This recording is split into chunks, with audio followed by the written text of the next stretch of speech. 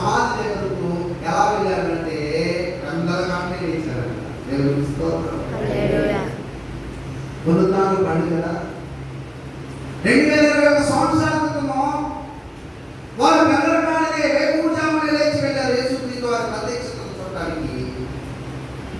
ఈరోజు పెద్దలగానే లేచి ఆయన నామాన్ని మహిమపరచడానికి, ఆయన దివ్య ప్రసన్నతను మనం చూసేదానికి, ఆయన మందిర సమృద్ధిని చూడటానికి పెద్దలగానే వచ్చామా? వచ్చి మనందరూ కూడా చప్పట్లు మొదలైతే మధ్యాహ్నం నుంచి మొదలు పెట్టారు. చర్చి ఓడగొట్టు, చర్చి కడగొట్టు నెల బాగా జరుగుతుంది. వాళ్ళతో సహకరించారు చాలా. మధ్యాహ్నం మొదలు ప్రారంభమైంది ఈ పండుగ వాతావరణము, పండుగలో ఉన్నటువంటి విశేషము, శుభ్రత అన్నీ కూడా స్త్రీలకు కూడా కేటాయించాం. ఏ కేటాయించాం? 50 రూపాయలు ఇచ్చుకోవటమే కదమ్మా. ఆ 50 రూపాయలు తగ్గ పని కూడా చేయాలి. ఎంతమంది ఇచ్చారు? చేతులే అభ్యంతరంగా పలారాలు తీసుకున్నటువంటి స్త్రీలు 90 మంది ఉంటే 20 మంది వచ్చారు మధ్యన. సరే, ఇదివరకు మాకు అలవాటు లేదేమో. ఈ సంవత్సరం నుంచి మనం ప్రారంభించాం. ప్రతి సంవత్సరం మీకు వేసుకున్న రాగానే ఎస్లీఐగా ఉన్నా లేకపోయినా మీ గుర్తురాలు పునరుద్ధానం అంటే స్త్రీలకు మాత్రమే బాధ్యత. ఆ రోజు రేట్ ఎంతో, ఆ సంవత్సరానికి రేట్ ఎంతో మీరే కేటాయించుకొని మేము మాకు 1000 రూపాయలు వస్తాయి అనుకున్నాం, కానీ అది 2400 అయింది. హల్లెలూయా. ఈ పరిచర్యలో ఈ పరిమళ వాసనగా ఈ యొక్క క్రైస్తవ్య సువాసన వెదజల్లడానికి, ఈ పునరుద్ధానం యొక్క సువాసన వెదజల్లడానికి పాటుపడినటువంటి, కృషి చేసినటువంటి ప్రతి స్త్రీలు కూడా మనం అభినందనలు చప్పట్లు కొట్టి డెకరేషన్ ఇవ్వడం. మరి అక్కడవేపు అది దేవత.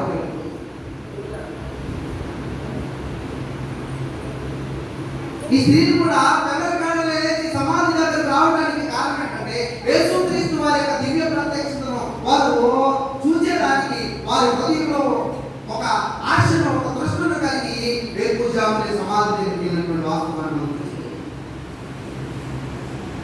ఈరోజు నాకు వస్తున్న దేవుడి కొరకు మనలో ఉండాలి, దేవుడి కొరకు ఒక తపన ఉండాలి, దేవుడి కొరకు ఆసక్తి ఉండాలి. ఈ ఆసక్తిలో మనం అనేక విషయాలు నీరు గారిపోతా ఉన్నాం. ఆసక్తి విషయంలో ఎప్పుడు కూడా బలహీనపడిపోతా ఉన్నాం. కానీ క్రైస్తవ విశ్వాసం ఎలా ఉంటే ప్రతి ఆసక్తితో దేవుడితో ఆశపడుతున్నట్టు, దేవా నీ కొరకు నా ప్రాణం మిగులు ఆశపడుతున్నది. దేవుని స్తోత్రం. రుచి చూచి ఎరిగితిని యెహోవా ఉత్తముడనియు, రుచి చూచి ఎరిగితిని యెహోవా ఉత్తముడనియు, రక్షగా నిన్నాశ్రయించి సేవయుడనైతిని, రక్షగా నిన్నాశ్రయించి సేవయుడనైతిని, రుచి చూచి ఎరిగితిని యెహోవా ఉత్తముడనియు. హల్లెలూయా, హల్లెలూయా.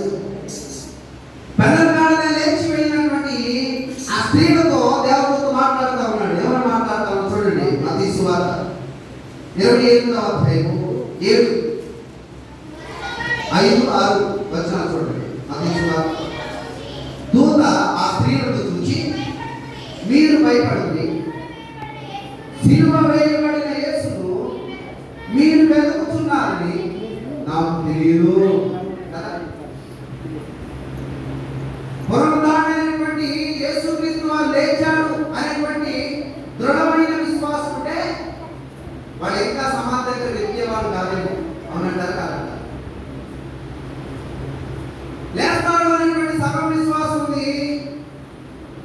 లెగుస్తున్నారో లేదో అనేటువంటి సందేహం కూడా సాగు తోమా సందేహం లాగా మనం కూడా చాలా విషయాల్లో ఏదైనా జరగాలి అంటే ఇది జరుగుతుందో లేదో, ఇది అవుతుందో లేదో, ఇది అయినప్పుడు చూద్దాం అనేటువంటి ఆలోచన అవిశ్వాసపు దోరలో మనం వెళ్తుంటాం. ఈ స్త్రీలు కూడా అంతే. వాళ్ళు వచ్చినటువంటి ఆలోచన ఏంటంటే ఒకవేళ యేసుక్రీస్తు వారు లేవలేదేమో, యేసుక్రీస్తు వారు ఇంకా లేచేదానికి ఇంకా సమయం ఉండదేమో, ఒకవేళ లేచున్నా అని చూద్దాంలే అనేటువంటి ఆలోచన, రెండు ఆలోచనలు వచ్చారు. దేవుడి దగ్గరకు వచ్చేటువంటి వారు ఎప్పుడు కూడా రెండు ఆలోచనలు రావాలి. రెండు ఆలోచనలు వస్తే మన ప్రార్థనలు కూడా ఎంత నిశ్చితంగా ఉంటే చెప్పనా.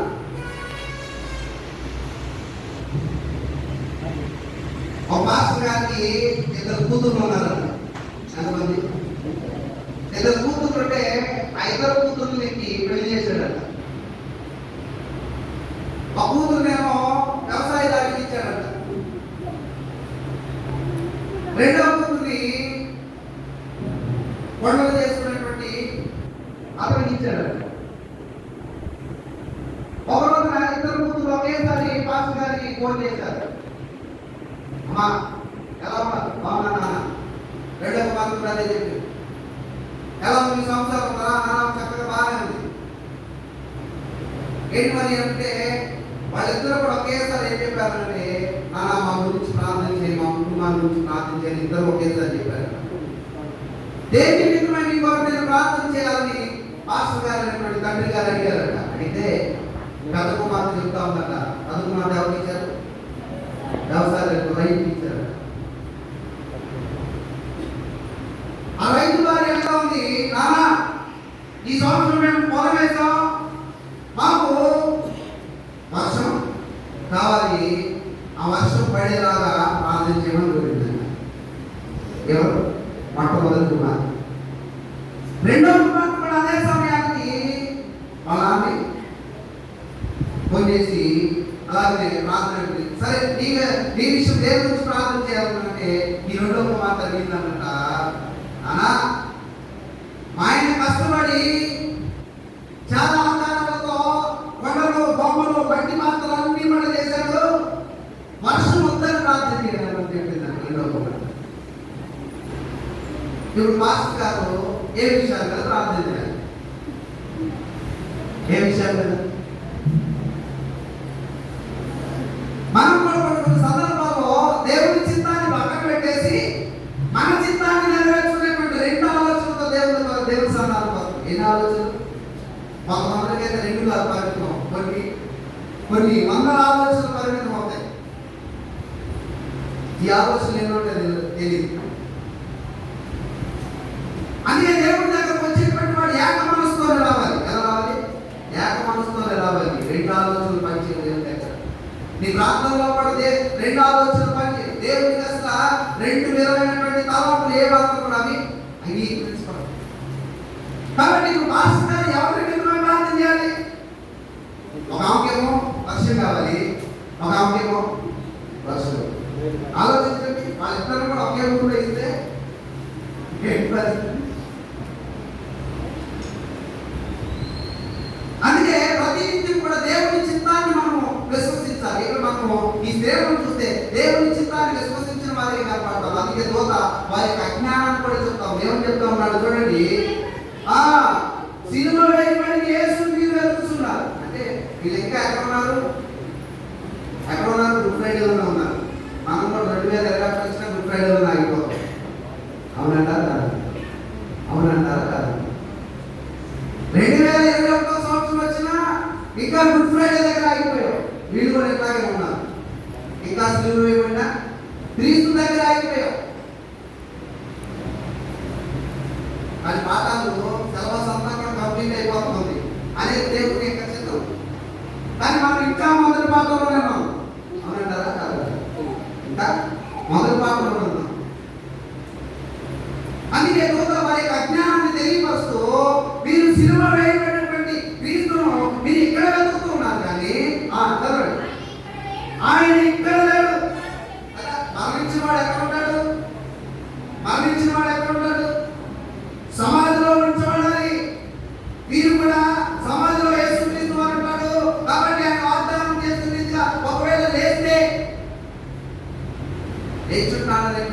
సువాసనమైన వెలుగు ఉంటే సుగంధ ద్రవ్యాలు తీసుకొని వచ్చేవాళ్ళు కదా, అవునా? లేస్తాడు లేవడు, ఒకవేళ లేచుండేది ఇది మనకు అనవసరం. ఒకవేళ లేవకపోతే ఈ సుగంధ ద్రవ్యాలను మనం రాసి వద్దామనేటువంటి రెండు ఆలోచనలతో సమాధి దగ్గరికి వెళ్ళారు. అందుకే దేవుడి దగ్గరకు వచ్చేటువంటి వారికి రెండు ఆలోచనలు పంచేవారు.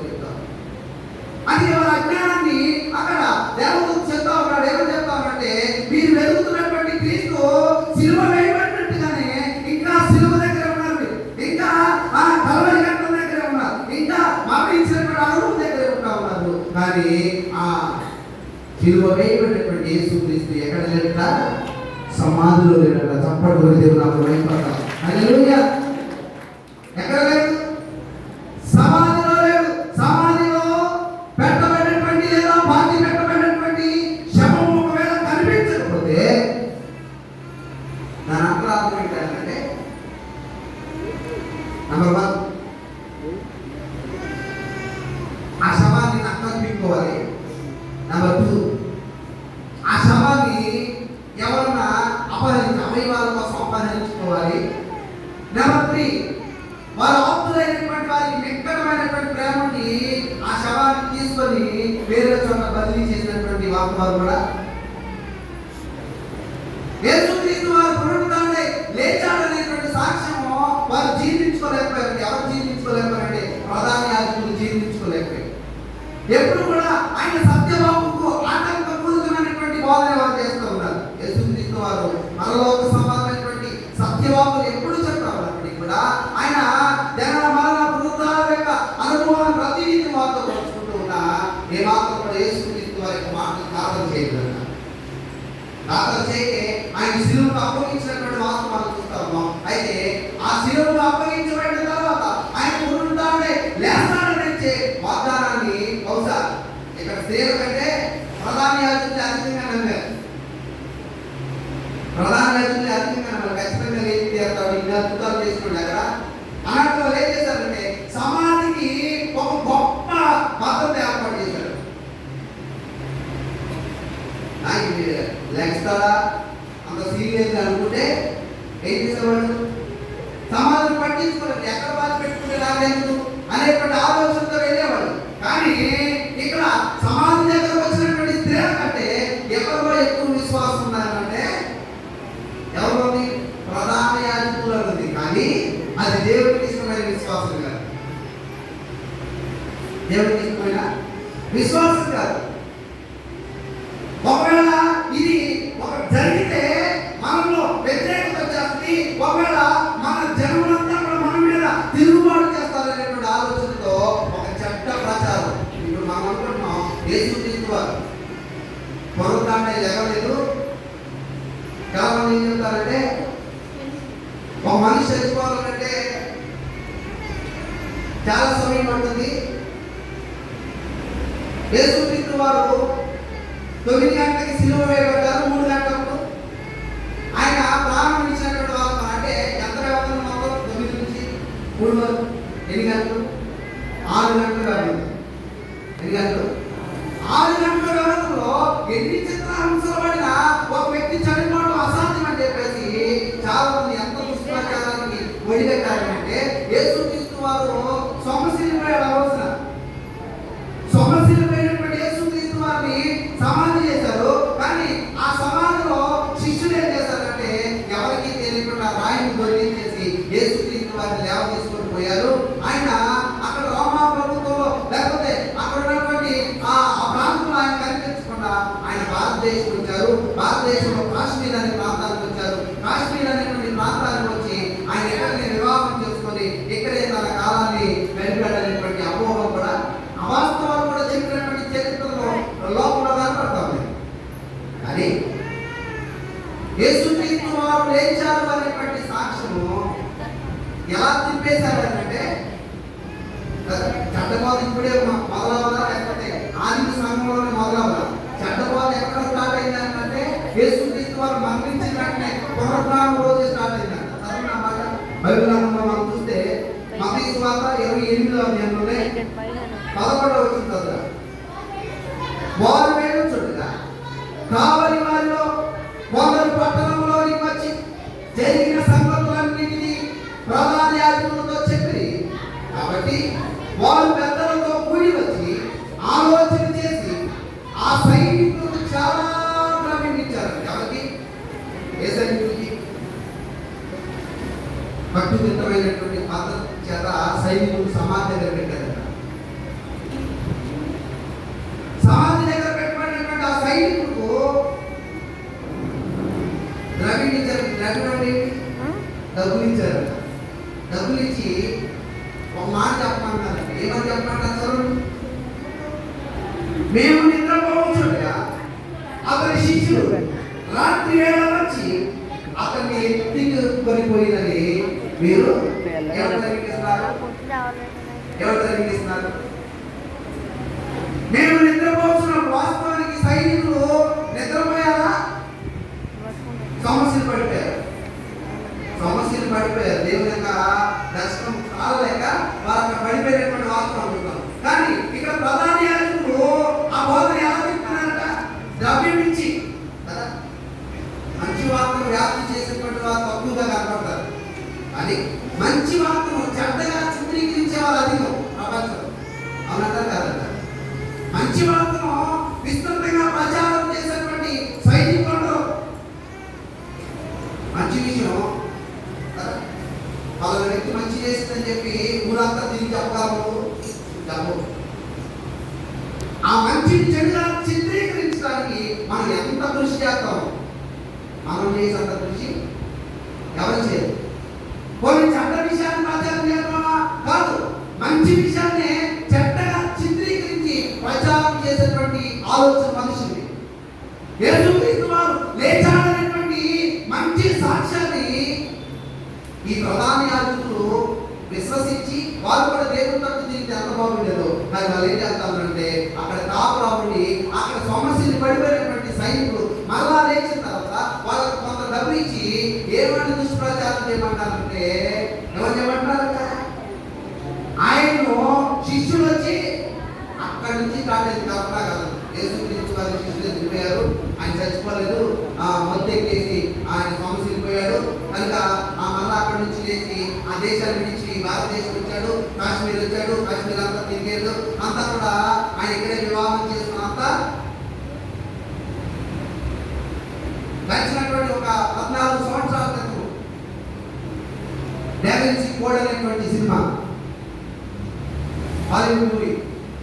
ఆ డావిన్సీ కోడ్ అనేటువంటి ఆ చిత్రంలో ఏముంటుందంటే యేసుక్రీస్తు వారు బ్యాక్టీరియాలో ఉన్నటువంటి మరియు వివాహం చేసుకున్నాడని అపోహ. రెండవది మగ్దలేనే మరియను ఆయన వివాహం చేసుకున్నాడనేటువంటి అవాస్తవాన్ని కూడా ప్రచారం చేసి దుష్ప్రచారంగా చెప్పినటువంటి సందర్భాలు. అంటే ఈ దుష్ప్రచారం రావడానికి కారణం ఏంటంటే కొన్ని ప్రాచీన గ్రంథాలు ఇట్లాగే మనకి బైబిల్ గ్రంథంలో ఉన్నటువంటి లేఖనాలు ఎలా దొరుకుతాయో అలానే కొన్ని పత్రికలు దొరుకుతాయి. ఆ పత్రికలో మగ్దలేని మరియు ఆయన ముద్దాడినట్టుగా చూస్తాం. ముద్దాడటం అంటే వెస్టర్న్ యొక్క సంస్కృతి ఎలా ఉంటుందంటే ముద్దాడేటువంటి అనుకున్నట్టు మనం చేయగానే తీసుకున్నంత చేయగానే పాపమా బైబిల్ గ్రంథంలో కూడా మీరు ఒకరినొకరు ముద్దు పెట్టుకోండి అనేటువంటి మాకు ఎందుకుంటుందో తెలుసా? అక్కడ ఉన్నటువంటి కల్చర్ అలాంటి. ఆ కల్చర్ ఎటువంటి దానికంటే ఒకరి సాధన బాధలో మీరు పాల్గొనండి అనే దానికి గుర్తు, ఒకరి సమాధానానికి గుర్తు. అంటే మగ్దలేనితో ఆయన సమాధానం పడ్డాడు, ఆమె పాపాలను క్షమించాడు, ఆమె ఆయనతో చేర్చుకున్నటువంటి వాస్తవాన్ని మనం చూస్తాము. అంటే ఆ పాపని ఆయన క్షమిస్తే ఏమని దుష్ప్రచారం చేశారంటే మగ్దలేని మరి ఆయన పాపం చేసుకున్నాడు. అంటే అప్పుడు మాత్రమే దుష్ప్రచారం కాదు. ఎక్కడ ప్రారంభమైంది? పునరుద్ధానం ముందు కూడా ఏమైంది? డబ్బులు ఇచ్చట అబద్ధం చెప్పడానికి డబ్బులు ఇస్తున్నటువంటి వాస్తవాన్ని మనం చూస్తాం. అంటే ఒక రకంగా నిలబడాలని నిలబడాలి చేయడానికి ద్రవ్యం ఇచ్చినట్టే. అబద్ధం వల్ల ఆదికి సంఘంలోనే కాదు ముందుగానే ప్రారంభించబడి యేసుక్రీస్తు వారికి వ్యతిరేకమైనటువంటి వాళ్ళ పునరుద్ధానం లేదు. యేసుక్రీస్తు వారు చనిపోలేదు.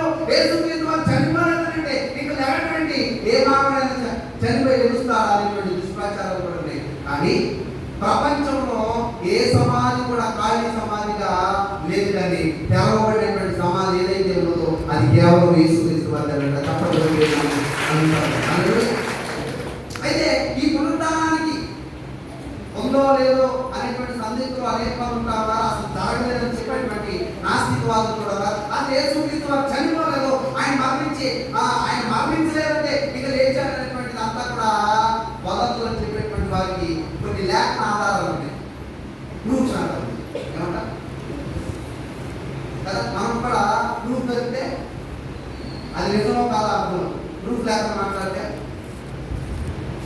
బైబిల్ గ్రంథంలో ఆయన లేచాడనేటువంటి వాస్తవాలు ఇక్కడ లేఖనాల్లో కనపడతారు. చూడండి, అపోస్తలుల కార్యాలు 1వ అధ్యాయము 3వ వచనం చదవండి.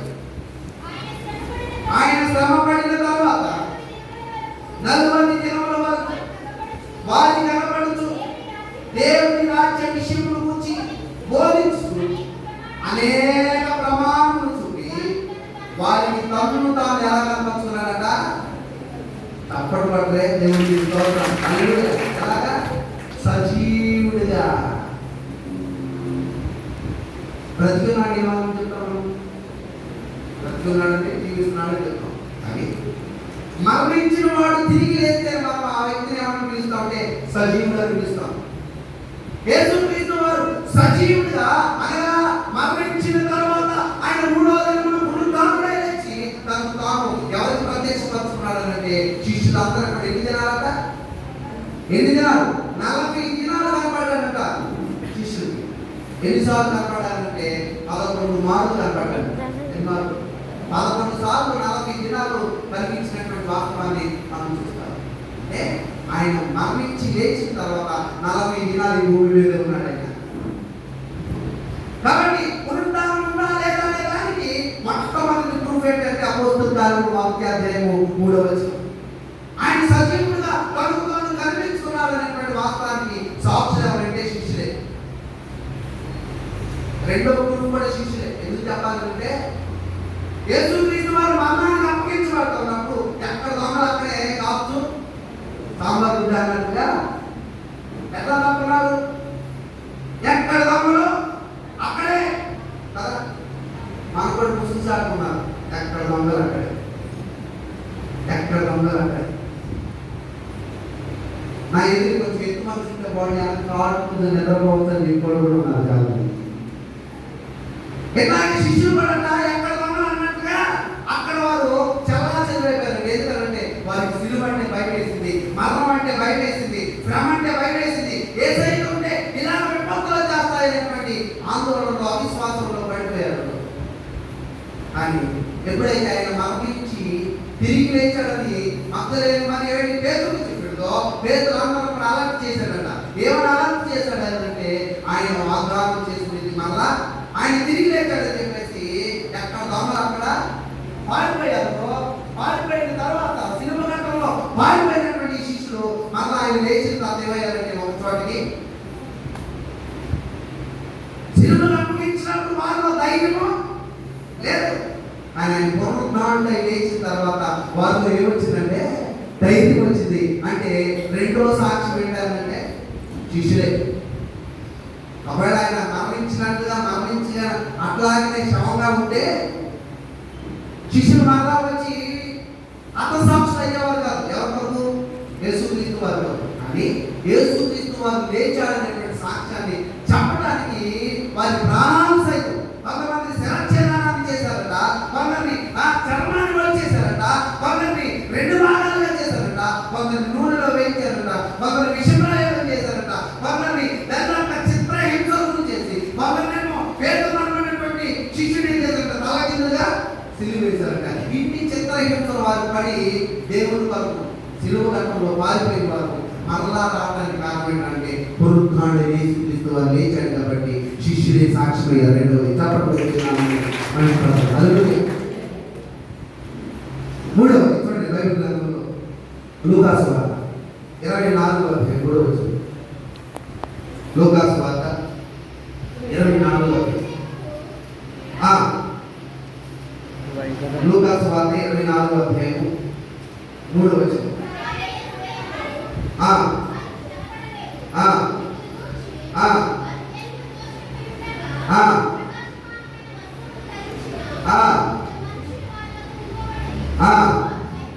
వారు భయపడి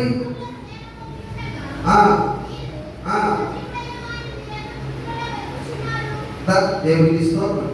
2వ వచనం చదవండి. సమాధి ముందర ఉండిన రాయి దొంగిలింపబడినట్టు చూచి ఎక్కడ వెళ్ళారని వీళ్ళు లోపలికి ఎందుకు వెళ్ళారు? సమాధేమో కట్టుదిట్టంగా భద్రం చేయబడింది.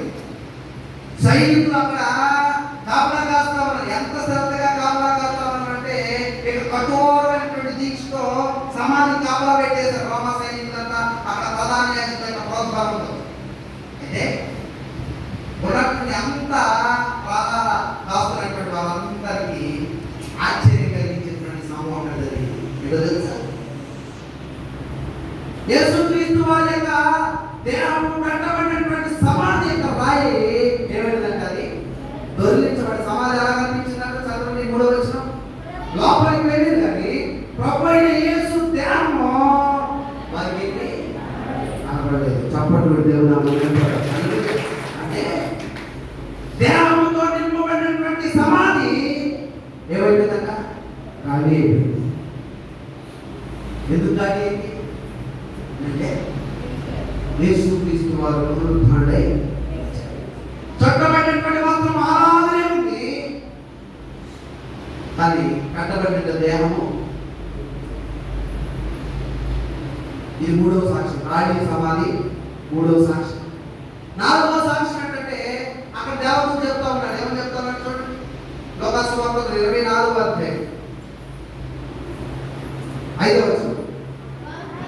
వారు భయపడి ముఖమును నేల ఊపి ఉండగా వీరు సజీవుడైన వారిని మీరెందుకు మృతులలో వెతుకుచున్నారు? దేవునికి స్తోత్రం. సజీవుడైన వాడిని అనగా మరణం లేనటువంటి వారిని మీరు మరణంలో వెతకడం మీ అజ్ఞానం. ఆయన ఆల్రెడీ లేచున్నాడు. ఆయన సజీవుడే లేచున్నాడు. కాబట్టి ఇప్పుడు 4వ సాక్ష్యం ఎవరంటే దేవదూతే సాక్ష్యం. మనిషికి ఏం కనిపించింది? ఏం కనిపించాడు? దేవదూత కనిపించాడు. దేవదూతే ప్రత్యక్షంగా అక్కడ ఉన్నటువంటి స్త్రీలతో మాట్లాడినట్టే. అంటే 4వ ప్రత్యక్ష సాక్ష్యం ఎవరైనంటే ఇన్ని రుజువులు, ఇన్ని సాక్ష్యాలు యేసుక్రీస్తు వారి యొక్క పునరుద్ధానం గురించి చెప్పబడతా ఉన్నాయి. అంటే యేసుక్రీస్తు వారిని మరణం ఏమి చేయలేకపోయిందంట. చప్పటి కూడా దేవుడు హల్లెలూయా. ఆయన వాగ్దానం చేసిన రీతిగా ఆయన 3వ దినమున పునరుద్ధానంగా లేచాడనేటువంటి సాక్ష్యము ఇది 4 కోశాలుగా అక్కడ కనబడుతుంది. అది సమక్షమైనటువంటి 40 దినాలు ఆయన ప్రత్యక్షత కనిపించింది. శిష్యులు కూడా ఆ సిలువ ఘట్టంలో పాల్గొనేటువంటి శిష్యులు మరలా ఏకమయ్యారు. కారణం ఏంటంటే వారు సజీవుడైనటువంటి యేసుక్రీస్తు వారు చూశారు. మరలా వారు 3వ రుచి పెట్టారంటే ఖాళీ సమాధిగా చేయబడినటువంటి ఆ సమాధి చూసి ఆయన లేచాడనేటువంటి సాక్ష్యంలో ఇంకా దృఢమైన కలిగి ఉన్నారు. 4వది దేవదూతే ప్రత్యక్షంగా వారి సాక్ష్యం చెప్తా ఉన్నాడు. ఏమి చెప్తా ఉన్నాడంటే సజీవుడైన యేసు మీరు మృతులు ఆయన పునరుద్ధానుడై లేచాడనేటువంటి సత్యము బైబిల్ మాట్లాడుతుందా మాట్లాడుతుంది. అయితే ఇక్కడ పునరుద్ధానం ద్వారా మనుషులకు లభించినటువంటి వాస్తవాలను మనం గమనించాలి. పునరుద్ధానానికి మనిషి కూడా సంబంధం ఏంటి?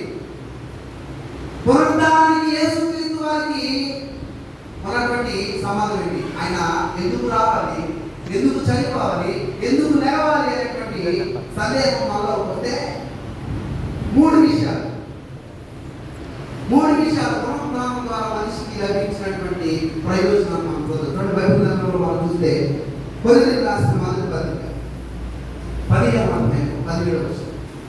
కొరింథీయులకు రాసిన మొదటి పత్రిక క్రీస్తు లేపబడని యెడల మీ విశ్వాసం వ్యర్థమే, మీరింకను పాపములోనే ఉన్నారు. దేవునికి స్తోత్రం.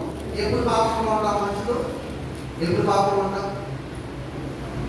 యేసుక్రీస్తు వారు లేపబడకపోతే మనిషి పాపంలోనే ఉంటాడు.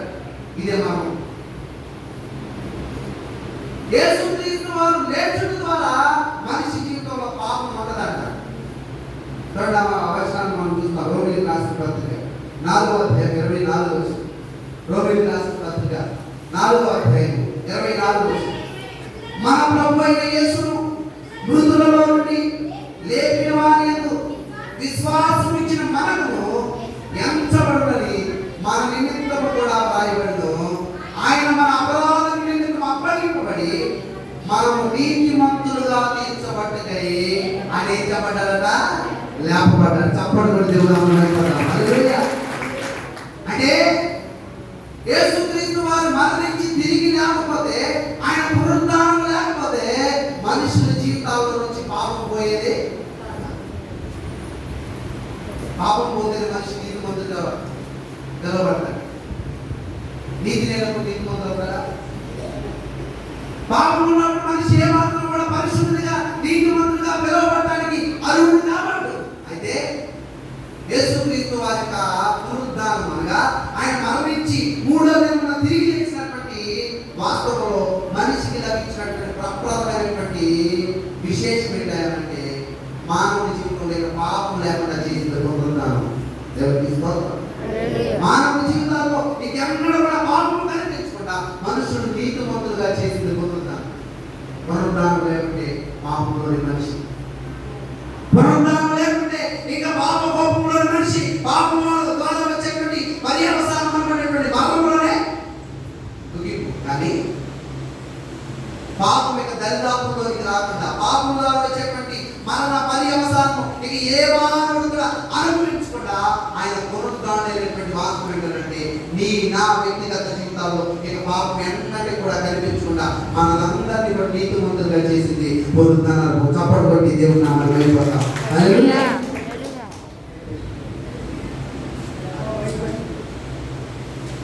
రెండవది చూడండి, బైబిల్ గ్రంథంలో మనం చూస్తే కొరింథీయులకు రాసిన మొదటి పత్రిక 15వ అధ్యాయం 26వ వచనం. కొరింథీయులకు రాసిన మొదటి పత్రిక. కడపట నశింపజేయబడి శత్రువు మరణం. దేవునికి స్తోత్రం. కడపటంటే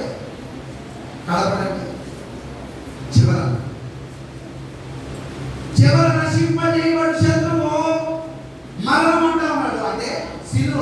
ఈ యొక్క పునరుద్ధానం మన మనిషికి కలిగినటువంటి రెండో ప్రయోజనం ఏంటంటే ఇక మరణం లేకుండా చేశాడంట. చప్పట్లు కూడా దేవుడు. హల్లెలూయా. అందుకే యెషయా గ్రంథంలో మాట్లాడాడు. యెషయా గ్రంథం 26వ అధ్యాయం 19వ వచనం చదవండి. యెషయా గ్రంథం 26వ అధ్యాయం 19వ వచనం. మృతులైన నీ వారు బ్రతుకుదురు, నా వారి శవములు ఏమవుతాయట? సజీవమైపోతాయి. యేసుక్రీస్తు వారు సజీవుడు గణించాడు. ఆయన మన పాపాన్ని బట్టి ఆయన సిలువలో మరణించాడు. మన పాపాన్ని బట్టి మన మరణానికి పాత్ర అవ్వాల్సినటువంటి స్థితిలో ఆయన మరణించాడు. అందుకే మన గుడ్ ఫ్రైడే మీకు ఏం జ్ఞాపకం చేసినట్టే ఆయన సిలువే మన సిలువ, ఆయన మరణమే మన మరణం. ఎందుకు ఆయన సిలువ మన సిలువ అయింది? ఎందుకు ఆయన మరణము మన మరణం అయిందంటే ఆయన సిలువలో భరించకపోతే ఆ సిలువ శిక్ష ఎవరు భరించాలి? మనం భరించాలి. ఆయన సిలువలో మరణించకపోతే ఆ స్థానంలో ఎవరు ఉండాలి? మనం ఉండాలి. ఎందుకంటే పాపం మనదే, శిక్ష మనదే, సిలువ మనదే, మరణం మనదే. కానీ మనకు బదులుగా ఆ సిలువలో మన పాపాన్ని బట్టి ఆయన మరణించాడు. కాబట్టి ఇప్పుడు ఆయన మరణించినటువంటి విధానంలో మనం కూడా ఆయనతో మరణించాం. ఆయన పునరుద్ధానం లేచాడు కాబట్టి ఇప్పుడు మనం కూడా సజీవులుగా లేచాం. అందుకే ఆయన అంటున్నాడు, మృతులైన నీ వారు బ్రతుకుదురు అనేటువంటి ప్రవచనానుసారంగా ఆయన మరణాన్ని ఏం చేశాడు? ఓ మరణమా నీ విజయం ఎక్కడ? ఓ మరణమా నీ ముళ్ళు ఎక్కడ? అనేటువంటి విజయ ప్రస్థానాన్ని మరణం మీద ఆయన సాధించి మరణము ముళ్ళుని మీద చేసి మరణాన్ని పాతాళానికి తొక్కేశాడట. అంటే దుష్టునికి ఏ మాత్రం కూడా అధికారం లేకుండా మరణముని విజయం ఆయన ఏం చేశాడట? మృంగివేశాడట. తప్పడు కూడా దేవుడు. హల్లెలూయా. పునరుద్ధానం ద్వారా మనిషికి కలిగినటువంటి ప్రయోజనం రెండోది నీకు మరణం లేకుండా. మొదటి పాపం లేకుండా చేసింది పునరుద్ధానం, రెండవది మరణం లేకుండా చేసింది. చూడండి బైబిల్ గ్రంథంలో పేతురు రాసిన మొదటి అధ్యాయం 3వ వచనం. మన ప్రభువు యేసుక్రీస్తు తండ్రి అయిన దేవుడు స్తుతింపబడును గాక. మృతులలో నుండి యేసుక్రీస్తు తిరిగి లేచాడు. మళ్ళా ఇదే మాట, అందరూ ఇదే మాట ఒకసారి. మన ప్రభువు యేసుక్రీస్తు మృతులలో నుండి తిరిగి లేచడం వలన జీవముతో కూడిన నిరీక్షణ మనకు కలుగునట్లు అనగా నిశ్చయమైనది నిర్మలమైనది వాడవాడైన స్వాస్థ్యము మనము కలుగునట్లు ఆయన తన విశేష కనికరము చొప్పున మనల్ని మరలా అందరు చెప్పండి మాట మనల్ని మరలా జన్మింప చేశాడంటే ఎవరైనా క్రీస్తు నమ్మున్నాయట వాడు నూతన సృష్టి ఎందుకు అయ్యాడంటే యేసు క్రీస్తు వారి యొక్క పునరుద్ధానాన్ని మనకి ఏం చేస్తుందంటే మనల్ని నూతన జన్మించినట్టు చేస్తుందట.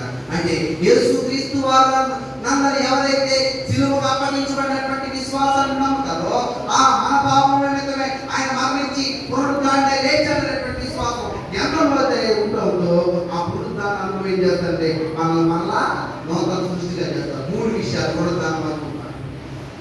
ఈ పునరుద్ధాన అనుభవం ద్వారా మనిషికి అనగా ఇక్కడ కూర్చున్నటువంటి నీకు నాకు సర్వ మానవాళికి కలిగినటువంటి 3 ప్రయోజనాలు ఏంటంటే నెంబర్ 1 పునరుద్ధానము నీ పాపం లేకుండా చేసింది. నెంబర్ 2 పునరుద్ధానము నీకు మరణం లేకుండా చేసింది. నెంబర్ 3 పునరుద్ధానము నీకు నూతన సృష్టిగా మార్చింది. ఈ పునరుద్ధానం లేకుంటే మన స్థితిగత అంతా కూడా బాగుండలేదు. ఈ పునరుద్ధానపు పండుగ లేకపోతే మనం మరణానికి అప్పగించబడతాం. ఈ పునరుద్ధాన అనుభవం మనకు లేకపోతే ప్రాచీనమైన స్థితి నూతన స్థితి అందుకే నూతన సృష్టిగా ఎప్పుడు మార్చబడతామంటే ఆయన పునరుద్ధానాన్ని సృష్టిస్తారు. కాబట్టి ఈ పునరుద్ధాన అనుభవం యేసుక్రీస్తు వారు నా కొరకే ఆయన మరణించి తిరిగి లేచినటువంటి విశ్వాసాన్ని వెలబుచ్చి ఆయన ప్రభువుగా అధికారిగా మన హృదయంలో విశ్వసించి నోటితో ఒప్పుకోగలిగినట్లయితే ఈ పునరుద్ధానాన్ని అనగా ఆయన జనన మరణ పునరుద్ధానానికి సాక్షాత్తుగా మనం రానున్న బ్రతుకును మనం బ్రతకడానికి దేవుడు మనల్ని ఏర్పాటు చేస్తారు. తద్వారా ఈ పునరుద్ధానానికి ఎలాడు అపోస్తులు ఏ విధంగా సాక్షులుగా ఉన్నారో మనం కూడా అది ఈ పునరుద్ధాన పనులలో సాక్షులుగా ఉన్నాం. ఆయన ఎన్నటికీ కూడా మరణం ఆయన బంధించిన అసాధ్యము ఆయన సజీవులుగా లేచినటువంటి నిరాశంతో ఆయన మరణ పునరుద్ధానానికి సాక్ష్యంగా మనం అనిత్య దేవుడు మనందరూ కూడా సంసిద్ధపరిచి ఆస్వాదించుగాక. ఆమె ప్రార్థన చేస్తున్నాం. కృపగలిగిన తండ్రి, ఇంతవరకు ఈ వాక్యం దర్శించి ఈ పునరుద్ధానపు అనుభవాన్ని మేమందరం ఆస్వాదించగలిగినట్లు పునరుద్ధానం ద్వారా మా జీవితంలో పాపం లేకుండా చేసినటువంటి దేవుడు ఆయన పునరుద్ధాన అనుభవం ద్వారా ఇక మరణం ఎన్నడూ కూడా మా మీద ప్రభుత్వం చేయకుండా మరణ భయం చేత ప్రభావికి ఏమాత్రం కూడా నేను భీతి లేకుండా మరణం లేకుండా మాకు చేశారు. అవును ఆయన ఎందుకు విశ్వాసం ఉంచేవాడు మరణం నుండి జీవంలో దాటుతా ఉంటాడని వాగ్దానం చేశారు. అవునాయన ఈ పునరుద్ధాన అనుభవం మమ్మల్ని నూతనంగా మార్చింది, నూతన సృష్టిగా తయారు చేసింది. కాబట్టి ఈ ఉదయకాలాన్ని పునరుద్ధాన అనుభవాన్ని మేము విశ్వసిస్తున్నాము. ప్రభా మరణం మిమ్మల్ని బంధించడం అసాధ్యము. ప్రభా ప్రపంచంలో ఏ సమాధి కూడా తెరవబడిన సమాధిగా లేదు, కేవలం మీ సమాధి మాత్రమే అది తెరవబడి అనగా మీరు సజీవులుగా లేచినటువంటి సాక్ష్యం చేత మేమందరం ముందుకు వెళ్ళడానికి సహాయించదని యేసు నామమున అడుగుతున్నాము తండ్రి. ఆమేన్.